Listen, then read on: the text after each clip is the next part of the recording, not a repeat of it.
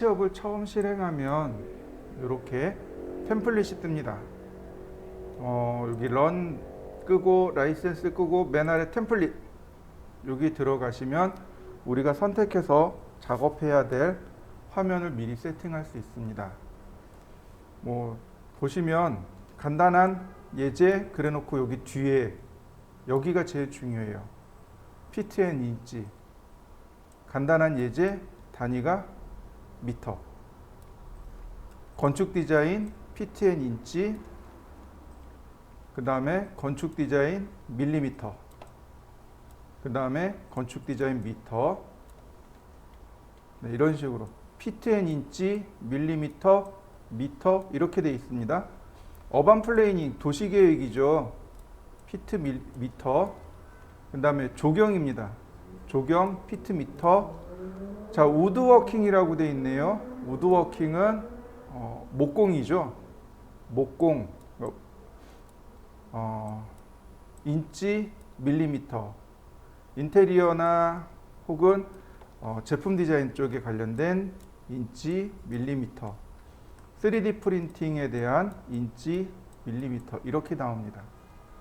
우리는 기본적으로 어떤 걸 선택하시냐면 아키텍처 디자인 밀리미터를 선택하시면 됩니다.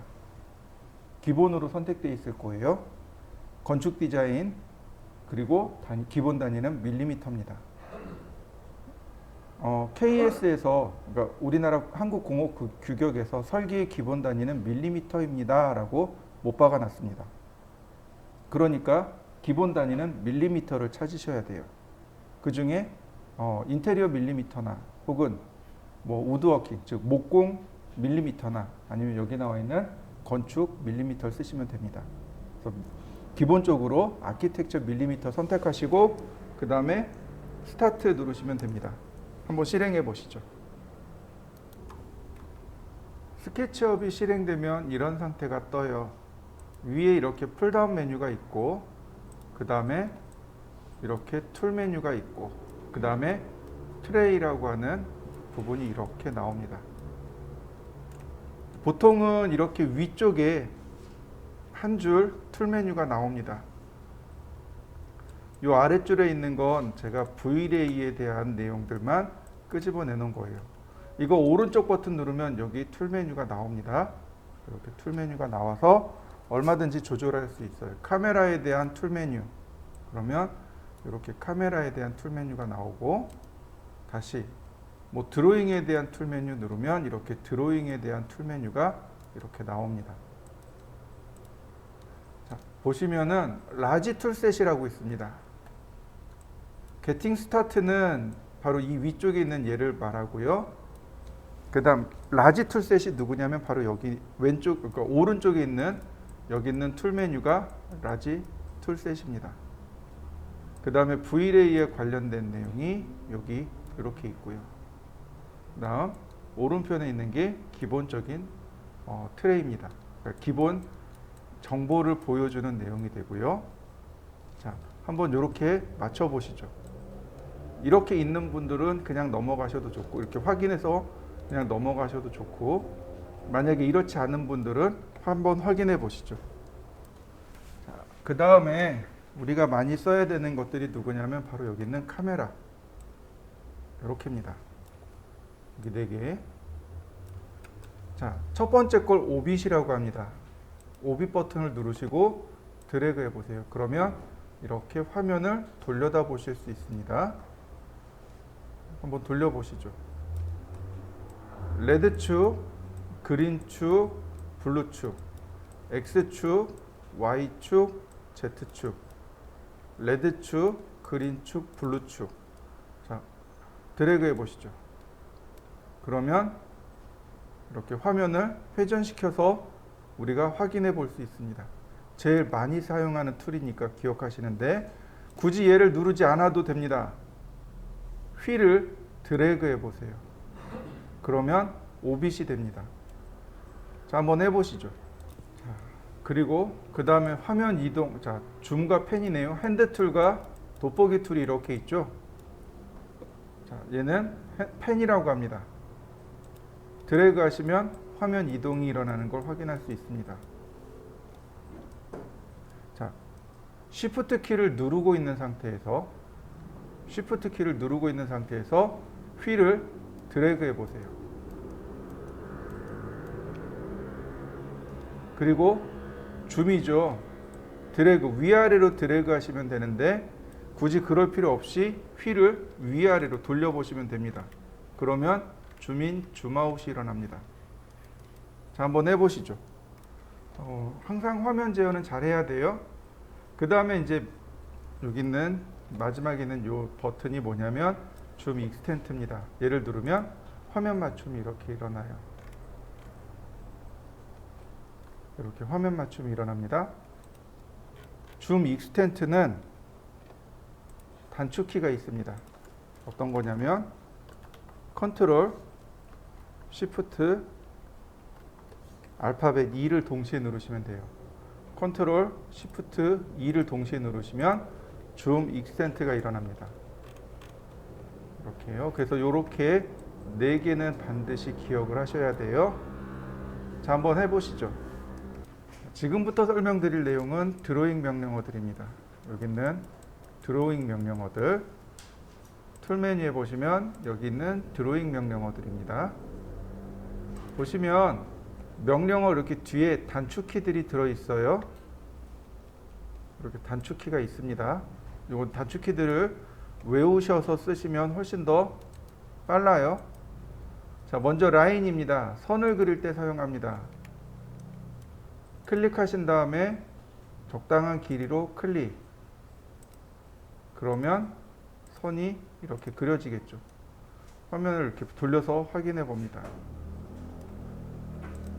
일반적으로 계곡선이면 그냥 이렇게 끝나요. 선만 그려지고, 회곡선이면 이렇게 면과 함께 마무리가 됩니다. 자, 한번 해보시죠. 자, 보시면 이제 선택을 하려고 합니다. 얘네들 이제 지워야 되잖아요. 바로 여기 셀렉트 툴이 있습니다. 여기 화살표 버튼, 얘가 선택 툴입니다. 자, 누르신 다음에 이렇게 하나 클릭하면 이렇게 파란색으로 선이 하나 바뀔 거예요. 이때 델키를 눌러보세요. 그러면 삭제가 들어갑니다. 이렇게 하나씩 선택을 할 수도 있지만 여러 개 선택할 때도 있잖아요. 자, 그러니까 Shift 키를 누르고 선택을 해보세요. 다시 한번 누르면 선택이 해제가 됩니다. 하나씩, 그 다음에 Shift 키 눌러서 여러 개를 동시에 선택할 수 있어요. 그리고 델키 누릅니다. 자, 한번 지워보시죠. 이번에는요, 빈 공간에서 드래그를 시작합니다. 빈 공간에서 이렇게 오른쪽으로 드래그를 합니다. 이건 뭐냐면 포함 선택이라고 합니다. 이렇게 사각형 안에 쏙 들어간 것만 선택을 해요. 이게 포함 선택입니다. 자, 한번 해보시죠. 드래그를 시작하는 거예요. 그냥 클릭이 아니고 드래그. 쭉 드래그를 합니다. 오른쪽으로 드래그. 그러면 이렇게 선택이 돼요. 이걸 포함 선택 혹은 윈도우 셀렉트라고 합니다. 자, 이번에는요, 드래그를 하는데 왼쪽으로 갑니다. 이렇게 클릭해서 왼쪽으로 드래그 합니다. 얘는 모양이 다르죠. 오른쪽으로 드래그 했을 때는 이렇게 실선 모양이지만 왼쪽으로 드래그를 하면 어떻게 돼요? 점선 모양으로 바뀌죠. 요건 걸침 선택이라고 합니다. 다시 말해서 이렇게 드래그 하는데 일부만 이렇게 걸쳐줘도, 교차만 해도 선택이 되는 것. 이게 걸침 선택이라고 합니다. 그러면 이렇게 지워져요. 자, 한번 해보시죠. 걸침 선택으로 선택을 한번 해보시죠. 자, 선택하는 방법 하나 또 있습니다. 이 상태에서 더블 클릭을 해보세요. 그러면 선택한 거와 맞물려 있는 모든 것들이 함께 선택됩니다. 자, 보세요. 선을 더블 클릭하면 자, 의미가 없죠. 그죠? 자, 면을 더블 클릭하면 면에서 선과 함께 선택이 돼요. 자, 한번 해보시죠. 자, 선을 선택하면 이렇게 선과 면이 동시에 선택되고요. 면이 없는 상태에서는 의미가 없어요. 면이 있는 상태에서는 선과 면이, 그러니까 이웃하고 있는 선과 면이 함께 선택이 되고, 면을 더블 클릭하면 면과 모서리가 동시에 선택됩니다. 한번 선택해 보시죠. 선을 그릴 때 우리가 좌표라는 것을 사용할 수 있습니다. 좌표를 사용하는 방법이 두 가지가 있습니다. 얘는 절대 좌표 사용입니다. 얘는 절대 좌표라고 하고, 얘는 상대 좌표라고 합니다. 절대 좌표와 상대 좌표 두 가지를 쓸 수 있어요. 자, 왼쪽에 있는 것이 정석대로 쓰는 거고, 오른쪽에 있는 게 약식으로 쓰는 겁니다. 지금 뭐가 빠졌나요? Z가 빠졌죠. 다만 X 쉼표, Y 쉼표까지 써야 돼요. 그리고 Z는 생략합니다. 이게 약식을 쓰는 방법이고, 얘는 정식대로 쓰는 겁니다. 자, 절대좌표라고 하는 건 스케치업이 지닌 원래의 위치. 다시 말하면 여기겠죠. 여기가 원점이 될 것이고, 이게 X축, 여기가 Y축, 그 다음 이렇게 Z축, 이렇게 된단 말이죠. 자, 라인. 제가 라인 명령어를 이렇게 눌렀습니다. 그러면 여기에서 값이 들어가요. 자, 원점을 제가 이렇게 클릭했습니다. 그러면 선의 길이가 나오는 거 보이시나요? 네, 여기다가 쓰는 겁니다. 절대좌표. 자, x가 100, 0,0 선 그려지는 거 보이시나요? 자, 그 다음 절대좌표 x가 100이고 y가 100이고 z가 0인 점. 다시 x가 0이고 y가 100이고 z가 0인 점. 다시 x가 0이고 y가 0이고 z가 0인 점. 이런 x가 0, y가 0, z가 0. 자, 하나 그려지는 거 보이시나요? 네, 한번 해보시죠. 선을 라인 명령을 누르고서, 그리고 키보드에 이 대문자 얘를 누르면 자동으로 막힙니다. 그리고 숫자를 입력하시면 돼요. x, y, z 이렇게. 자, 한번 해보시죠. 여기는 100, 이렇게 될 거예요. 처음에 0,0에서 시작하고 100, 0, 그 다음 100, 100, 그 다음 0,100, 그 다음 0,0 이렇게 됩니다. 0. 자, 한번 해보시죠. 자, 다시 한번 보겠습니다. 자, 선택하는 툴의 단축키는 스페이스바입니다.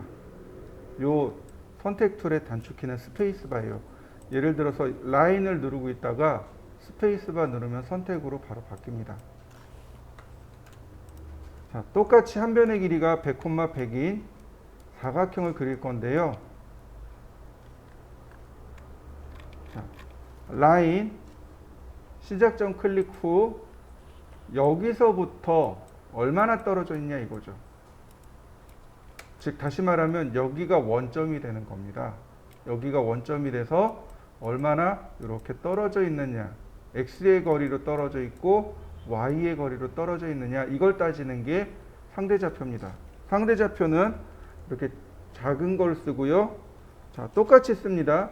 100, 0, 그 다음에 100, 아니지. 자, 0, 100, 0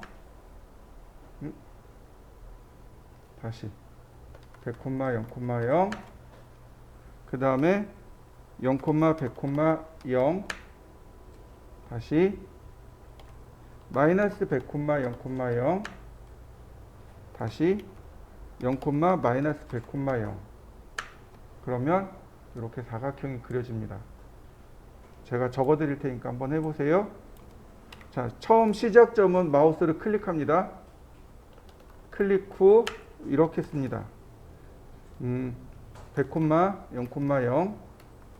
그 다음에 0, 100,0. 그 다음 마이너스 100, 0, 0. 그 다음 0, 마이너스 100, 0. 이렇게요. 자, 한번 해보시죠. 자, 상대좌표라는 건 이런 거예요.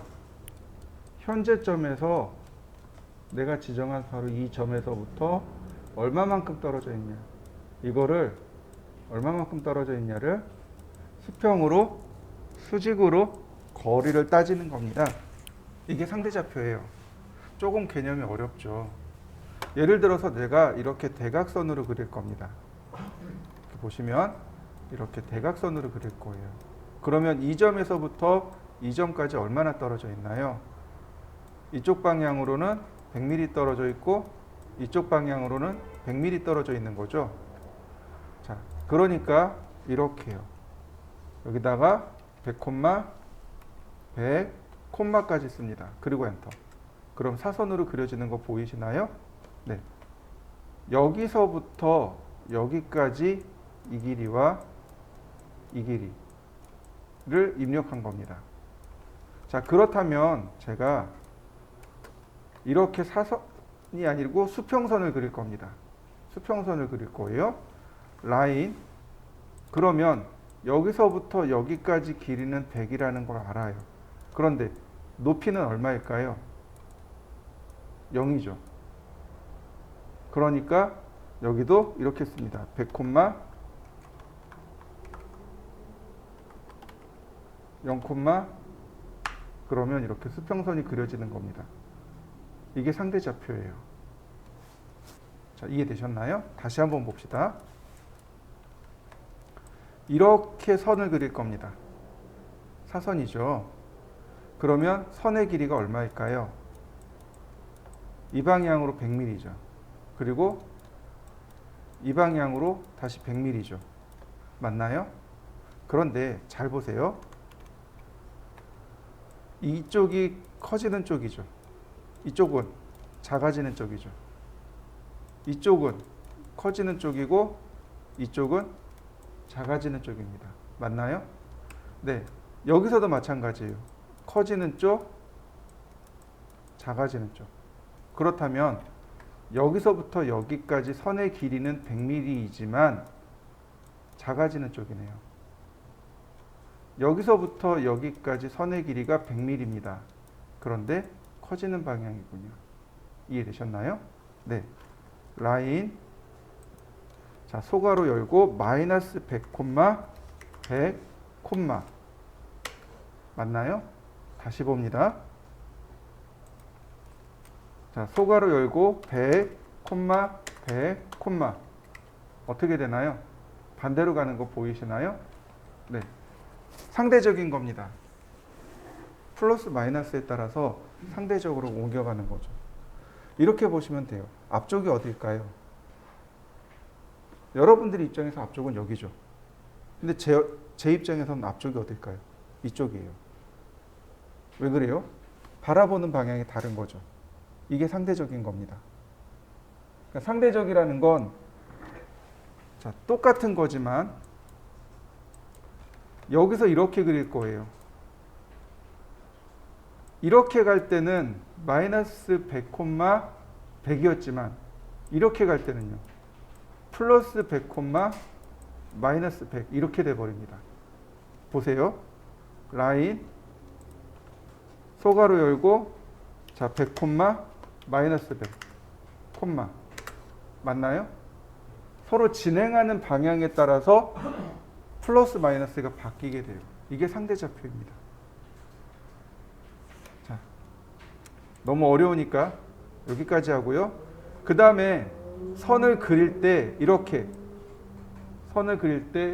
색상이 바뀌는 경우가 있습니다. 이렇게요. 자동으로 이렇게 선이 나와요. 이게 해당 축의 방향과 일치했다는 뜻입니다. 이렇게요. 이 레드 축과 지금 내가 그리는 선의 방향이 일치했습니다. 이런 뜻이에요. 자, 이렇게 되면 이렇게 그린 축과 내가 그린 선의 방향이 그린 축과 일치했습니다.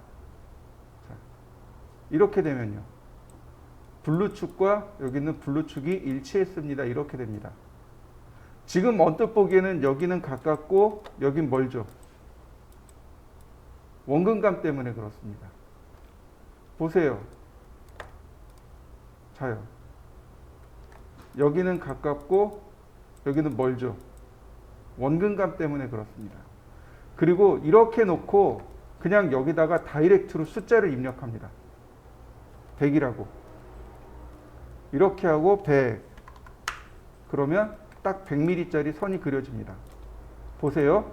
자, 레드축으로 맞추고 100mm. 자, 그린축으로 맞추고 100mm. 그리고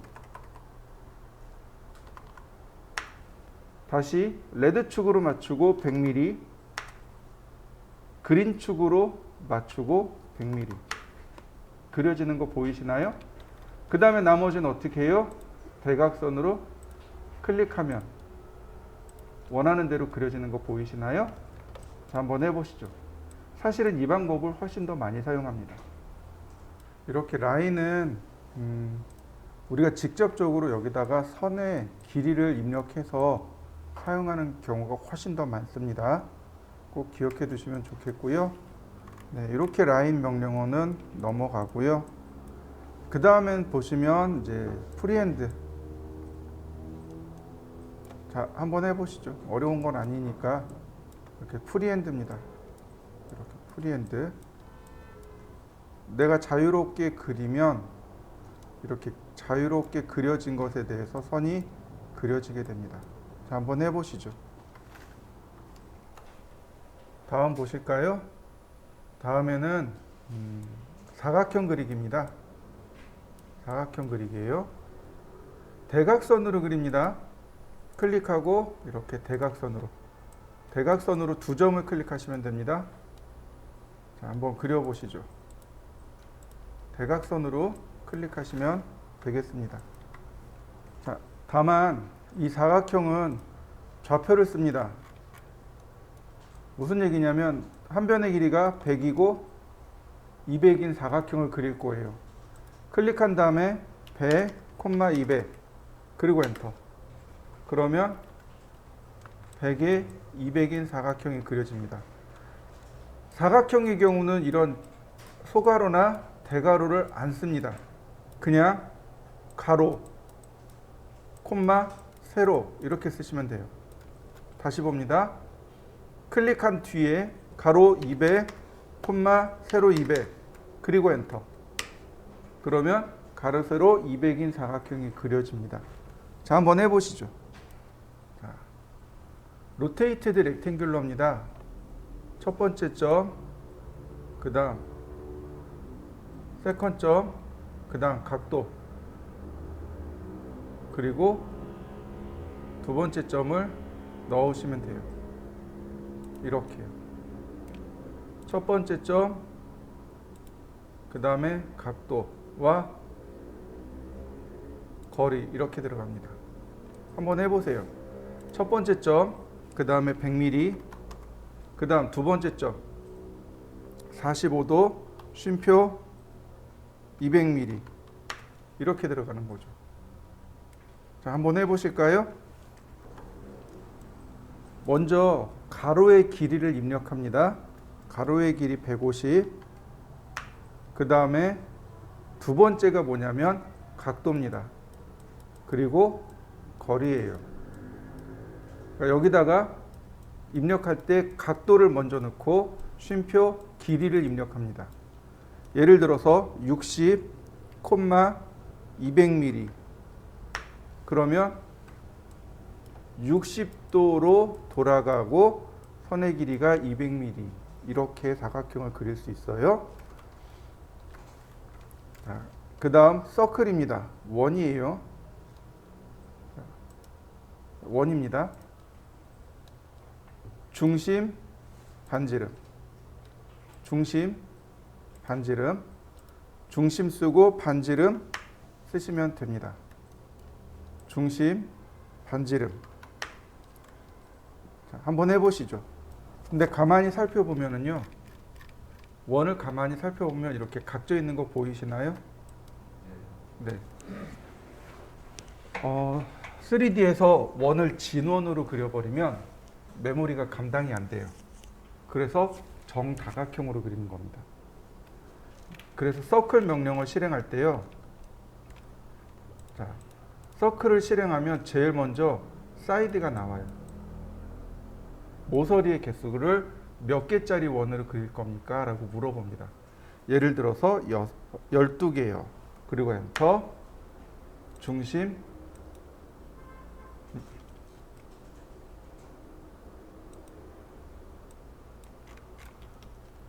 얘가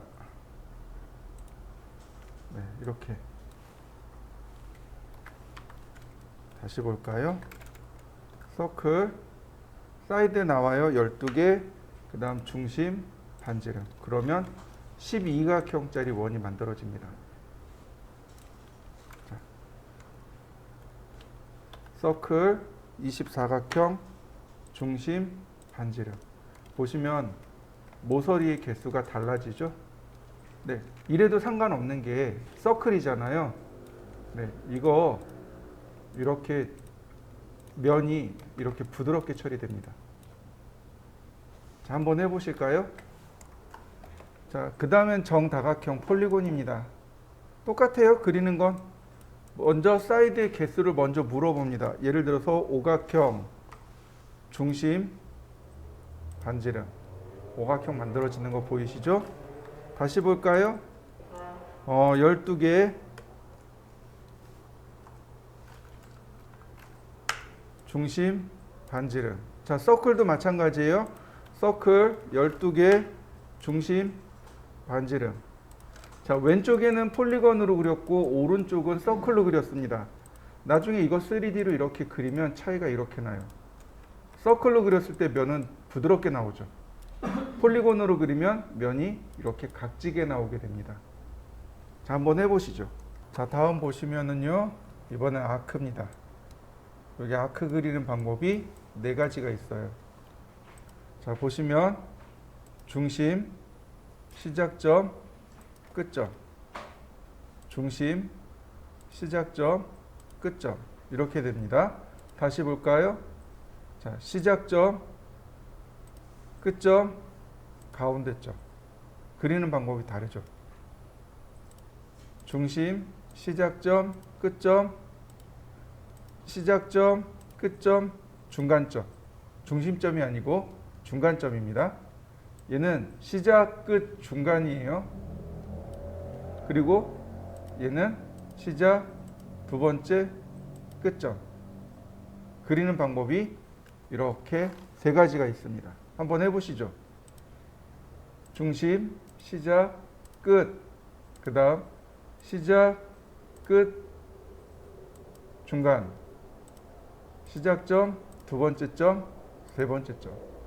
한번 해보시죠. 파이라는 게 있습니다. 중심점, 시작점, 끝점. 그러면 이렇게 그냥 간단하게 파이가 그려집니다. 한번 해보시죠. 아크, 중심점, 시작점, 끝점. 그러면 이와 같이 파이가 만들어집니다.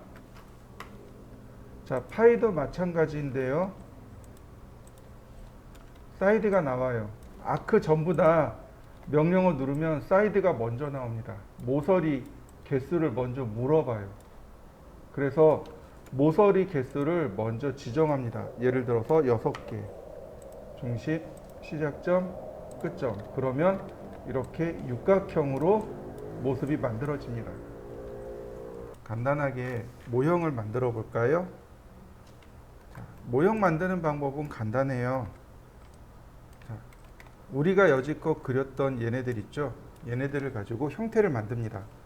예를 들어서 사각형이에요, 원이에요, 혹은 파입니다.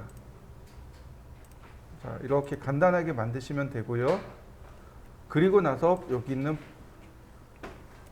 바로 푸시 앤 풀 명령을 이용합니다.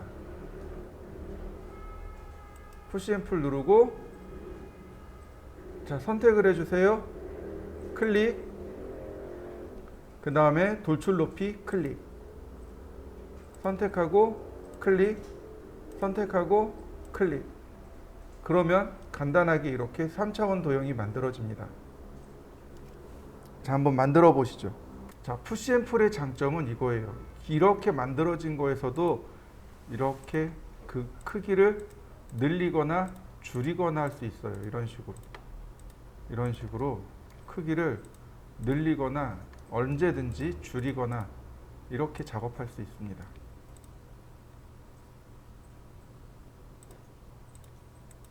자, 한번 해보시죠. 그 크기를 언제든지 늘리고 줄이고 작업할 수 있어요.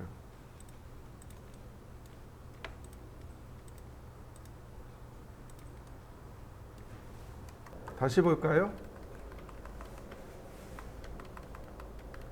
예를 들어서 내가 높이를 정확하게 해주고 싶어요. 클릭한 다음에 숫자를 그대로 입력하시면 돼요. 500 그리고 엔터. 그러면 500mm짜리. 클릭하고 200 그러면 200mm짜리. 250 그러면 이렇게 250mm짜리가 그려지겠죠. 그런데 언제든지 이 크기는 조절이 가능하고요. 심지어 이 위에다가 도형 제작을 할 수 있습니다. 예를 들어서 이렇게요. 서클 들어간 거 보이시나요? 면이 이렇게 나눠져요. 푸시 앤 풀. 자, 보이시나요? 조절이 되는 거. 자, 마찬가지입니다. 이렇게 면과 일치도 되지만 쭉 내려가면 이렇게 관통도 돼요. 관통된 거 보이시나요? 네. 다시 한번 볼까요? 다시 렉탱글, 푸시 앤 풀, 그 다음 다시 렉탱글. 여기다 이번에 사각형을 그렸어요. 그 다음 푸시 앤 풀로 안으로 이렇게 밀어보죠. 그냥 밀면 이렇게 속으로 들어가요. 그런데 더 밀면 이렇게 뜹니다. 온 페이스라고 툴팁이 뜨는 거 보이시죠? 요때 클릭하면 구멍이 납니다. 자, 한번 해보시죠. 자, 이 과제물은 이 84쪽과 85쪽에 있는 과제물은 한 가지 방법이 아닙니다. 여러 가지 방법으로 그릴 수 있어요. 자, 예를 들어서 여기 나와 있는 대로 보면 라인 명령을 이용해서 자, 이렇게 갑니다. 800. 그 다음에 자, 이렇게 Z 방향으로 100. 그 다음에 200. 그 다음에 100. 200. 다시 Z 방향으로 100. 200. 다시 100. 200. 자, 이렇게 만들어 놓고 푸시 앤 풀로 600. 그럼 만들어진 거 보이시나요? 다시 봅니다. 렉탱글 사각형이죠? 자, 어떻게 할까요? 800, 600. 자, 그 다음에 라인. 아니, 원래 이건 복사를 해야 되는데 여기서 200씩 나누죠. 200.